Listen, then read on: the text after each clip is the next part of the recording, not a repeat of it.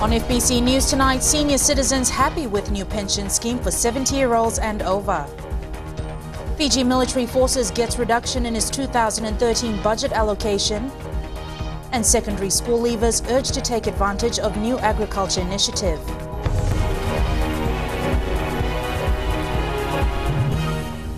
Good evening, I'm Jackie Spade. Senior citizens have welcomed the pension scheme for the elderlies over 70 years old. The scheme applies only to those who don't have any form of income or pension or have never been part of a superannuation scheme. Mikalonga reports. Government has allocated $3.2 million for the 70 years and over pension scheme, which will start from January 1st. It targets those who are non-FNPF members. The farmers and some of those retired, maybe businessmen or private sector people.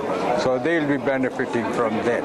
I'm sure they'll be more than happy and thank the government of the day for this. One of us from Nakorivao village, Mbau in Telebu, is 65. For him, the announcement is more than any elderly person can dream of. Yesterday I took time from my village to come and sit down and watch the TV just because of this budget. I spent the afternoon especially for this budget. And when I heard that pension thing over 70 years, 70 years, I was very proud of it. Why?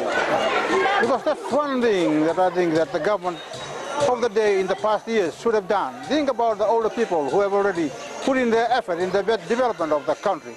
63-year-old Kelemendi Sevura, who hails from Vunisea and Rikete Maduata, says he's happy that those over 70 are not forgotten. When the government has thought of thinking of them, very good.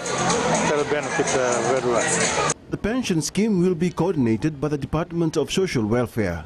Mikalonga, FBC News. The acting Prime Minister and Attorney General Ayaz Said Qayyum is warning retailers not to try to profit from the price increases on certain items announced in yesterday's budget. Said Qayyum says they are getting reports from some consumers that certain shops are charging increased prices on items not covered in the budget. The AG says government will not tolerate this kind of assault on ordinary Fijians by greedy shopkeepers. He has warned anyone caught profiteering or fraudulently charging for exempted items will face the full force of the law. The acting PM says they received a report today that a retailer in Lautoka has increased the price of kerosene by 2 cents when it was clearly stated in the budget yesterday that the green tax does not apply to kerosene, premix and white benzene. He says this is a clear case of fraud. The Fiji Military Forces has had a cut in its budget for next year. It's getting $106.8 million for 2013 compared to the $112 million it has this year. The government shipping services, which was given $11.5 million in this year's RFMF budget, is given no allocation next year.